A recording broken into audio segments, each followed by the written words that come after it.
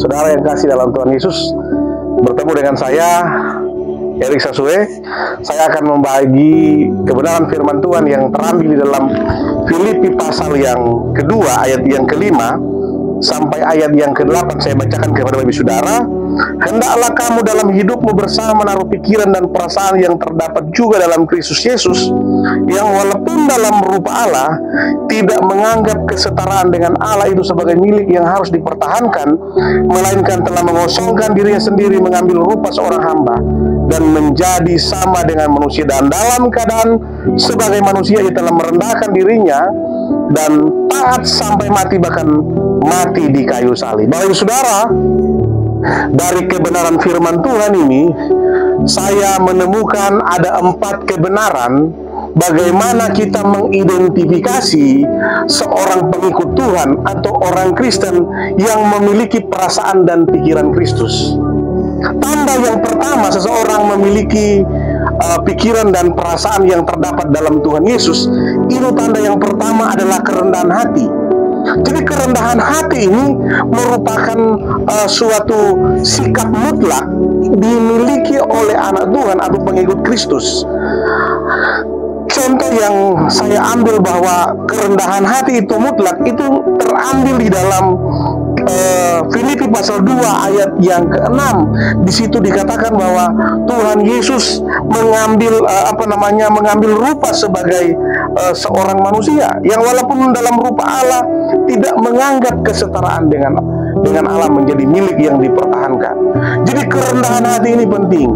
Banyak hubungan keluarga, ya, suami istri, anak dengan orang tua dengan anaknya, bahkan anak dengan mertuanya, itu mengalami cekcok, mengalami permasalahan yang tak pernah kunjung selesai. Kenapa? Permasalahannya biasanya karena kerendahan hati. Jadi kerendahan hati ini merupakan sebuah sifat yang harus dimiliki oleh pengikut Kristus. Nah, yang berikutnya adalah tanda yang terdapat dalam diri orang yang mengaku bahwa dia adalah anak Tuhan atau pengikut Kristus. Selain kerendahan hati, itu adalah ketaatan. Ya, ketaatan kepada Allah artinya adalah pikiran Kristus adalah pola pikir yang mendapatkan kehendak Allah di atas segala-galanya. Bahkan ketika hal itu menuntut pengorbanan besar, ia terlihat jelas dalam perjalanan Kristus menuju salib, Matius pasal 26 ayat 39. Jadi Bapak Ibu Saudara, menjadi seorang pengikut Kristus itu wajib taat. Tanpa ketaatan, tidak mungkin seorang yang berkata bahwa dia adalah pengikut Kristus itu benar-benar menjadi pengikut Kristus yang sejati. Sedangkan yang dia taati bukan Kristus, tetapi dirinya sendiri, egonya, ambisinya, tanpa melihat apa yang menjadi tujuan Tuhan dalam dirinya, ketaatan. Nah, tanda yang ketiga yang saya temukan di dalam pembacaan kita, bagaimana kita mengidentifikasi bahwa orang ini memiliki perasaan dan pikiran yang terdapat dalam Tuhan Yesus. Tanda yang ketiga adalah memiliki kasih yang tanpa syarat.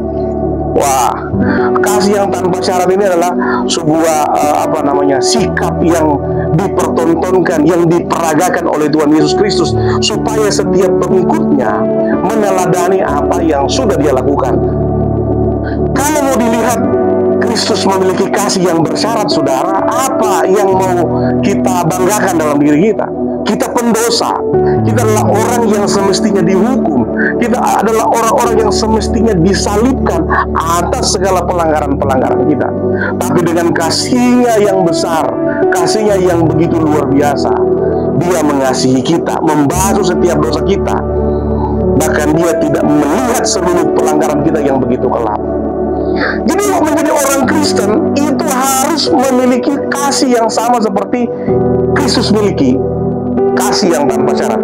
Pikiran Kristus itu didorong oleh kasih yang murni dan tanpa syarat, yang terlihat dalam bagaimana Yesus menerima orang berdosa, menyembuhkan mereka yang terluka, menyerahkan hidupnya untuk menyelamatkan dunia. Yohanes 3 ayat 16. Karena begitu besar kasih Allah ke dunia ini, sehingga Ia mengaruniakan anak yang tunggal, supaya setiap orang yang percaya kepadanya tidak binasa, melainkan beroleh hidup yang kekal.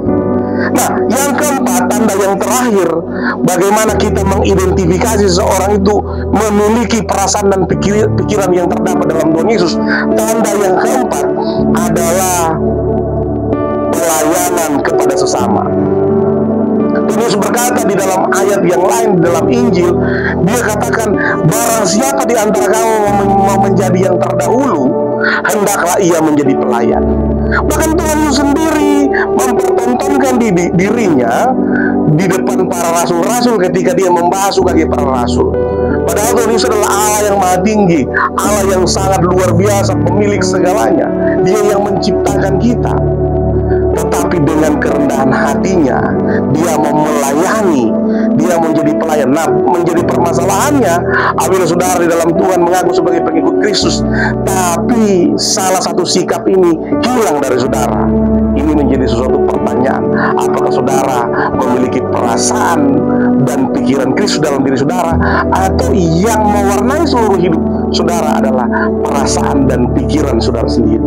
Biarlah 4 kebenaran firman Tuhan ini memberkati kita, supaya kita terus mengintrospeksi diri kita, sehingga kita terus memiliki perasaan dan pikiran Kristus di dalam diri kita. Yang pertama adalah memiliki kerendahan hati. Yang kedua, memiliki ketaatan yang mutlak kepada Allah. Yang ketiga, memiliki kasih yang tanpa syarat. Yang keempat, menjadi pelayan, melayani sesama kita. Suatu ketika Tuhan Yesus berbicara kepada murid-murid, ketika aku telanjang engkau tidak memberi aku pakaian, ketika aku lapar tidak engkau memberi aku makan, ketika aku di penjara engkau tidak datang mengunjungi aku. Dan murid-murid berkata, bila mana engkau kedapatan engkau lapar dan telanjang? Ketika engkau melihat salah satu di antara saudara-saudaramu mengalami hal itu lalu engkau menutup mata, maka seperti itulah engkau memperlakukan Tuhan. Biarlah kebenaran firman Tuhan ini memberkati kita, sehingga kita terus memiliki hati, memiliki perasaan, pikiran yang terdapat di dalam Kristus Yesus. Amin untuk firman Tuhan. Tuhan Yesus memberkati. Shalom.